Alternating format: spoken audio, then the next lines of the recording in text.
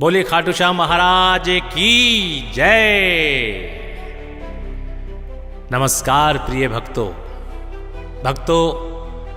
आज हम शीश के दानी भगवान बर्बरीक खाटू श्याम जी महाराज का एक ऐसा प्रभावशाली मंत्र लेकर आए हैं। भगवान श्री कृष्ण के रूप भगवान खाटू श्याम जी जो दान त्याग की मूर्ति हैं, जो सब कुछ न्योछावर कर देने वाले बलिदानी कहे जाते हैं, वो अपने इन सभी प्रकार की जो विशेषताएं हैं इनसे आपको परिपूर्ण कर सकते हैं। आप में दान का भाव, त्याग करने का भाव और बलिदान करने का भाव पैदा करते हैं, सर्वस्व न्योछावर करने का भाव पैदा करते हैं। और जब आप इसके लिए तैयार होते हैं तो वो आपको आपके ऊपर न्योछावर करते हैं। इस दुनिया का सारा धन दौलत और प्रसिद्धि वो आप पर लुटाने लगते हैं। वो आपको भी पूर्ण रूप से इस दुनिया का सबसे श्रेष्ठ व्यक्ति बनाने का प्रयास करते हैं। यही है शीश के दानी खाटू श्याम जी की महिमा। तो आइए हम आपको ये मंत्र बताते हैं जिसके केवल सुनने मात्र से 31 बार सुनने मात्र से प्रातःकाल दिया जलाकर खाटू श्याम जी की तस्वीर के सामने नमन करके स्नान आदि से निवृत्त होकर जब आप बैठते हैं ध्यान के लिए, तो कृपा करके हमारे इस मंत्र को मात्र 21 से 31 बार सुनने का प्रयास कीजिएगा और फिर देखिएगा कि किस तरह से आपका जीवन बदल जाता है। आइए मंत्र बताते हैं आपको। ओम श्री शीश दनेश्वराय नमः। ओम श्री शीश दनेश्वराय नमः। ओम श्री शीश दनेश्वराय नमः। ओम श्री शीश दनेश्वराय नमः। ओम श्री शीश दनेश्वराय नमः। ओम श्री शीश दनेश्वराय नमः। ओम श्री शीश दनेश्वराय नमः। ओम श्री शीश दनेश्वराय नमः। ओम श्री शीश दनेश्वराय नमः। ओम श्री शीश दनेश्वराय नमः। ओम श्री शीश दनेश्वराय नमः। ओम श्री शीश दनेश्वराय नमः। ओम श्री शीश दनेश्वराय नमः। ओम श्री शीश दनेश्वराय नमः। ओम श्री शीश दनेश्वराय नमः। ओम श्री शीश दनेश्वराय नमः। ओम श्री शीश दनेश्वराय नमः। ओम श्री शीश दनेश्वराय नमः। ओम श्री शीश दनेश्वराय नमः।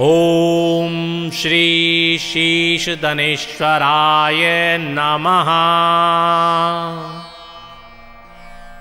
ओम श्री शीशदनेश्वराय नमः। जी भक्तों, ये वो मंत्र है जिसके मात्र 31 बार सुन लेने से आपके अंदर त्याग, दान, बलिदान, इन सब का भाव पैदा होता है। और जब ये पैदा होता है तो भगवान खाटू श्याम आप पर प्रसन्न होते हैं, क्योंकि वो सब यही देने वाले हैं। तो आज से ही आप अपना कल्याण करने के लिए इस मंत्र को सुनिएगा और प्रसिद्धि पाइएगा। बोलिए खाटू श्याम महाराज की जय।